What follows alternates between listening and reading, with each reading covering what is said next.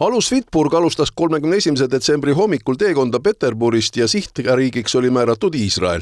Varahommikul kella 5 paiku aga märgati operaatorite poolt kaabliriket Elisa Soome ja Eesti vahelises võrgus, Eesti majandusvööndi piiril. Soome rannavalve alustas kohaselt võimalike aluste otsingutega ja üsna pea leiti ka alla lastud ankruga Vitburg. Alus suunati Soome rannikul asuvasse Kantviki sadamasse. 14 meeskonnaliiget ja kapten võeti vahi alla. Kapteni puhul on tegemist Gruusia kodanikuga. Kas tegemist oli taas juhusega, mis jäi Eesti ametivõimudel märkamata? Seekord oli nii, et väliselt oli selle laeva kõik korras. Ehk siis tema paberid olid korras, tema taust ja küll hiljem sisse vaadates selgus, et seal on otsene seos Vene Föderatsiooniga ja nii edasi.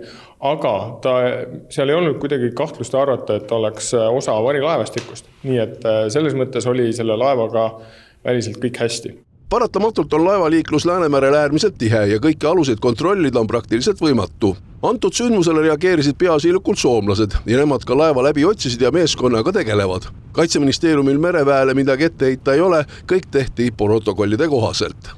Laevade osas on puudu selles võimekuses, et reageerida väga halbades ilmastikutingimustes, aga iseenesest mereväe laev oli seal piirkonnas, tõsi küll tormivarjus, ja kuna soomlased olid lähemal, siis kokkuleppel kahe riigi vahel otsustati nii, et reageerib Soome ja edasi on juba teada. Tänaseks on loodud kahe riigi, Soome ja Eesti ühine uurimisrühm, mille ülesanne on nüüd selgeks teha selle juhtumi asjaolud. Konkreetselt Eesti majandusvööndi piirides lõhuti 2 kaablit. Oleme väga tihedalt Soome kolleegidega esimesest päevast peale olnud otsesuhtluses. Hetkel on moodustamisel ühine uurimisrühm, et Soome uurib enda ja karistus- ja koosseisude järgi tegevust meie enda. Kuivõrd tegu suure tõenäosusega siis on kattuv, siis nii meie tõendid on neile kasulikud, nende tõendid on meile kasulikud, ehk siis päeva lõpuks me mõlemad oleme huvitatud, et see tõde selguks. Aga et mis siin täpselt toimus, kas see keda vastutusele võtta, mille eest, et seda saab alles siin tulevikus teada. Et täna on tõesti väga vara. Kas sellele sündmusele ka valesti reageeriti, seda esialgu plaanis uurida ei ole. Kui aga tuleb mingeid fakte lisaks, siis pole see võimatu. No tõsi on see, et Eesti mereväe alus seal samas piirkonnas oli, aga ta oli tormivarjus ja reageerimist takistas lihtsalt halb ilm. Nii et ei ole Eesti mereväel sellist alust, mis ka selliste tugevamate tormidega saaks merele minna.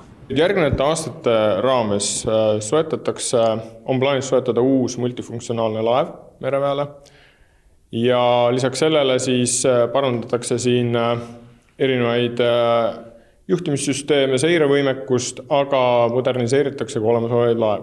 See on nüüd, me räägime siin ajaraamist 2-3 aastat.